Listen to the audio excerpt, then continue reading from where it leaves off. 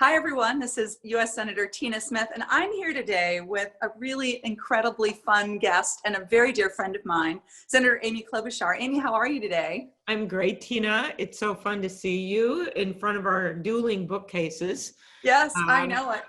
And I love this idea. I even made tea for myself.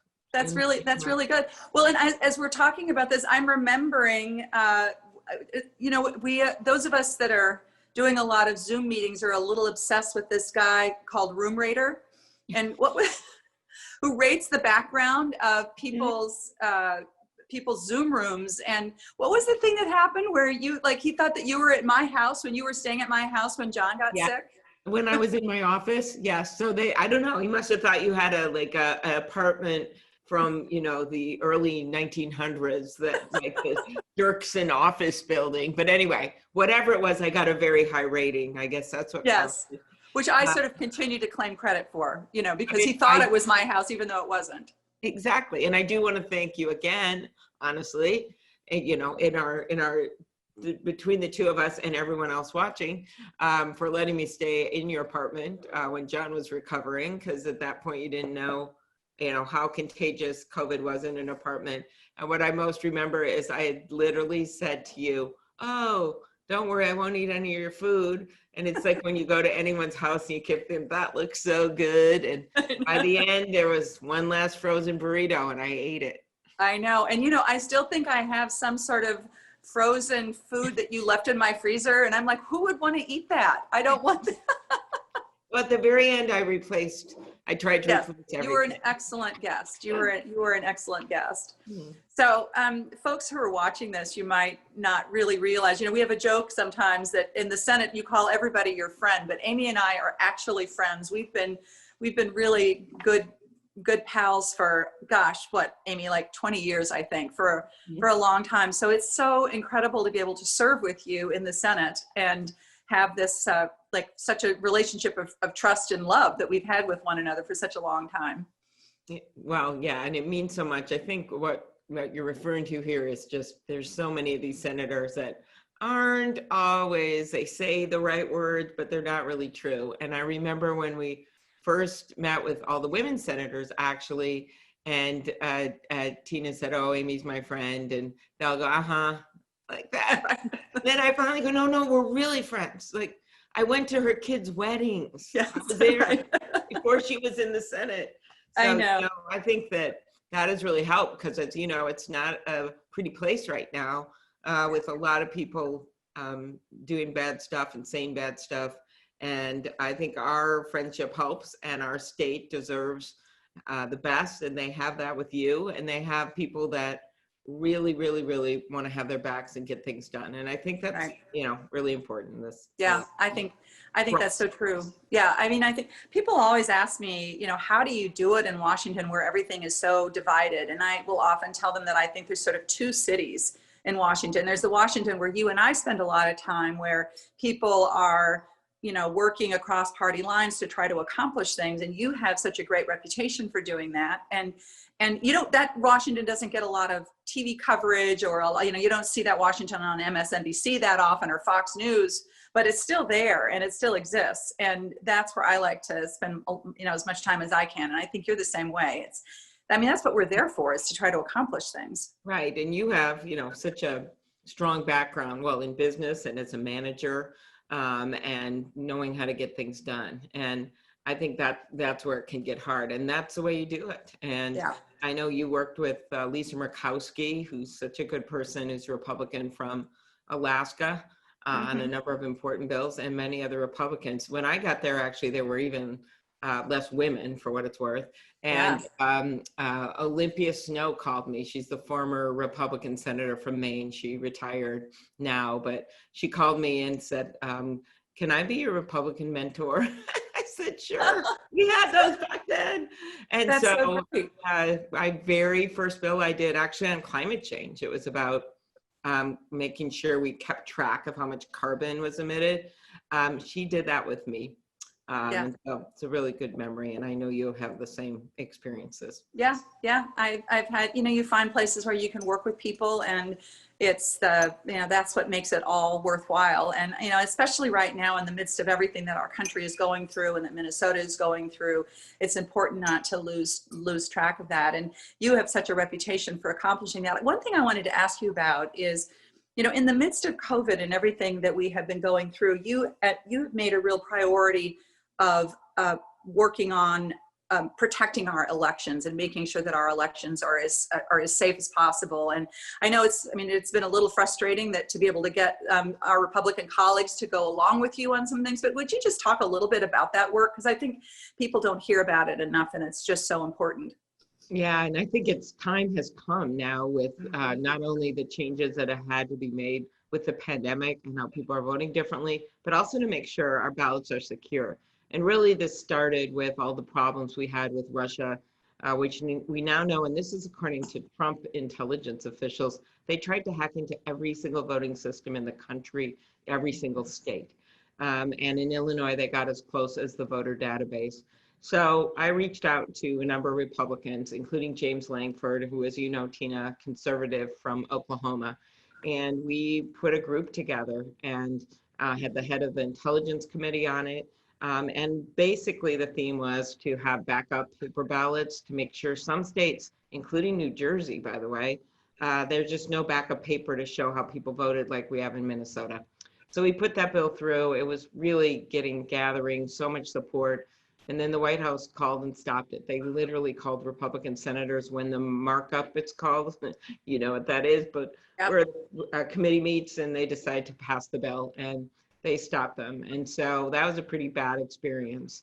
And one of the ironies of the pandemic is that so many people are now casting paper ballots. So at least we have, for a good chunk of the voters across the country, as well as in most states that have the backup paper ballots with the voting machines, we have a record in case something goes wrong. And that's what this is about, and what we so feared happened. And the other piece of it is disinformation, which you know from running a campaign right now, that people put stuff out and doctored videos and really bad stuff. And the social media companies are trying to fix it, but it's still such a problem. And we know Russia played on those grounds, but we know that Donald Trump has passed on videos like this himself. And so that's something to really watch out for. I don't know what your experience has been in the campaign with this. And by the way, I did not campaigning for myself in the middle of COVID, just helping other people like you. And I'd love to hear what that's like, because it's so different not to be able to do rallies and things like that. I know. Well, you know from campaigning that you, there's a part of campaigning which is like actually talking with people more informally, and then you hear more what's on people's minds and what they're worried about and what keeps them up at night and what they're looking for, and that feedback is so valuable in a campaign. Plus, just the joy of being able to be out and around. When I first started campaigning and when I first became lieutenant governor, I said, being in these roles is like being invited into Minnesota's living room, and you get to know people and see what their communities are like. And so that I have missed that, though we have been doing more and more kind of smaller in-person events. We have these, we've been using hula hoops. Okay. So you have this big outdoor space and you put hula hoops out on the ground, and it's like a visual reminder to people to stay. Everybody stands in their own hula hoop circle. And it's a great reminder to people, because people know that they should keep socially distant, but then it's just hard to remember when you're excited to see people, and it's sort of a natural human instinct to want to come together. So I so enjoyed being able to do that, and to be able to see people in that way. And of course, we're doing a lot of these kinds of in-person, but not live, or not in person, but not in person actually, kind of conversations. And I love those too, but it's not the same just seeing one-dimensional, like a Brady Bunch screen, right? Although the one thing is you can see people closer up sometimes if you have smaller groups. And I can see at the beginning of the pandemic, I was doing like meetings with our staff and other people, mostly by phone. And then I realized I couldn't tell their faces of what they really thought, because some of the people were being quiet on the phone. I'm sure everyone's had this experience within their own families. Yeah. And so I found it helpful. But you can also have funny experiences like this. Like right now, as I'm talking to you, and I'm not sure it's getting picked up, I keep thinking, is there a mouse in our basement this whole time? There's been this noise going, ee, ee, ee. And then I finally realized it's the carbon monoxide alarm that's running out of batteries. That's so It annoying. is not being picked up on our call, No. just another example. We can't- And also you can hear it. see people's houses, which is sort of funny. My twin's cat. Yes. Yeah, many other things. I was on a call the other day. Oh, you'll like this one, since you and I have been at Vikings games together. I Yes. pulled out this book. I was doing an event for Joe Biden in Pennsylvania via Zoom, and I pulled out this book because they're such Steelers fans that my dad wrote in the late 70s, early 80s. Will the Vikings ever win the Super Bowl? Sadly, this book is still relevant today. Yes, I know, sadly. So I try That's to an use question. my situation to the best of my ability. That's really good. Well, the first time I did a Zoom call, I did it in front of my bookcase upstairs where all my cookbooks are. And I literally, it was like we had just come back from Washington, and we didn't have anything really set up, and I was doing a bunch of TV interviews here at home. And I had one of our kitchen bar stools propped on the back of a couch with pillows on it, and then my laptop in order to get the camera so that it was at roughly the right place. And I'm just imagining as I'm talking to, somebody, that the whole thing was going to go toppling down. So luckily we've gotten a little bit better at this. The other thing, Reese, the story I loved about you is when we were in Washington working on COVID relief for months early on, and you were away from your husband for so long because he was in Minnesota, Archie, and you would have dinners with him with your iPhone. How was it on the little stick thing? I have this iPad stand, and so I called it husband on a stick, because I would cook dinner and Archie would be there cooking dinner, and then we would be able to, kind of do like we normally do, where we're sort of talking while we're doing something, rather than like being on the phone where you're like, okay, I gotta go. Yeah, all right, have a good night. Is much better. Well, and you've been, one of the things that I wanted to ask you about is that when you've done a lot of campaigning, and John seems to enjoy campaigning, doesn't he? Yeah, yes, he does. And he is really good at talking to people for long periods of time, and is very patient. And in politics, some people just want to meet you, and then some people have things on their mind, understandably. Yeah. And this was all pre-pandemic, of course. But we would be in parades, and he would just talk to one person a really long time, and we'd have to keep going. And my favorite one along those lines is Abigail, our daughter, was always much more sort of efficient minded about how we couldn't fall behind. And she would be like 9 years old with me, and she'd be, Mom, we're gonna have to leave Dad behind. We're just gonna keep going. We don't really have a choice. And one time she's literally 10 years old. She's like, Mom, we gotta stay on this side. We shouldn't go over there. I go, why? She goes, Mom, there's someone that has a sign that says Congress sucks.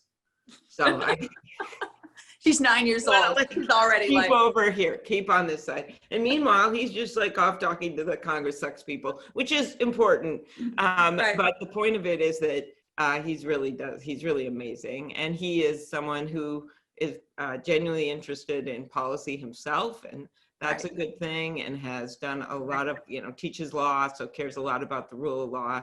And so that's been really good. Well, he's also very, very funny.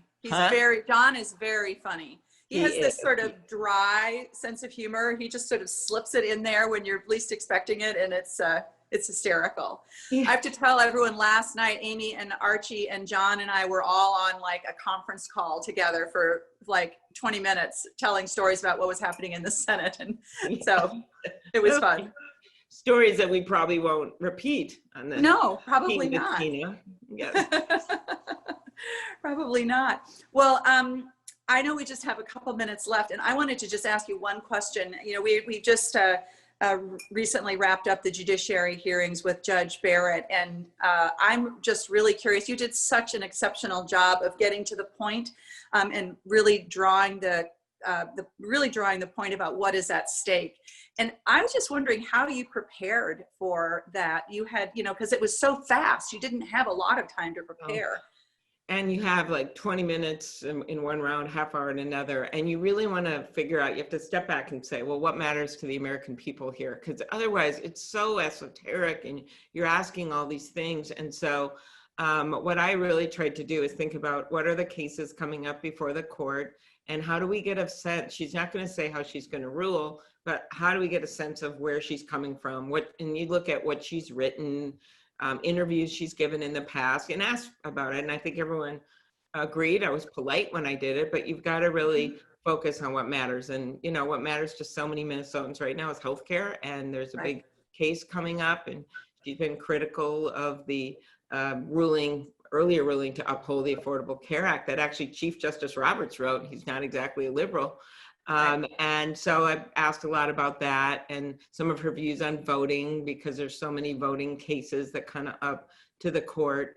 And how I prepared is I just have a great staff. We just had a little thank you to them on a Zoom call with all of us together, going over the questions that weren't asked that they wanted to ask, as well as their favorite ones. And John was on it because I'm not sure we asked all his questions, or maybe not many of them. He kept emailing. So that's another funny thing. People keep emailing you with ideas and you're like, I'm starting in 5 minutes, but thanks. And so, you just kind of put it together. And my other point, which I know you've made so well, is we should be doing other things right now. Pandemic relief, we should wait, let the winner of the election pick the justice. So that was another point that was different than other hearings that I didn't make about her, but I made about our colleagues. That's exactly right. The kind of the rush through and and this is not what Americans want or Minnesotans want. And so I know that I was just really proud to be your colleague and your fellow senator from Minnesota with the work that you've done on judiciary. And so you just did an amazing job. It was fantastic. Well, thank you, Tina. And thanks for all you do, because you're on the key committee, the health committee. It's called HELP, but the committee that really has had actually bipartisan hearings with Dr. Fauci and many other experts, because by next year, we're going to get this vaccine at some point safely. But we have to be able to figure out how we're going to get it out and get all the supplies to get it made. And the work that you're doing in that committee is going to be central to that. So we're so lucky to have you. Well, we both have lots of work left to do, and it's so great to have a chance just to see you in person. We've been talking on the phone, but to see you in person is wonderful. I want to thank everyone for joining us for tea or coffee or whatever it is. And take care, everyone. Be safe and be well. And remember, you can go to www.iwillvote.com and find out everything you need to know about how to vote early in person or to vote early by mail. Thanks so much, everyone. Thanks, Tina.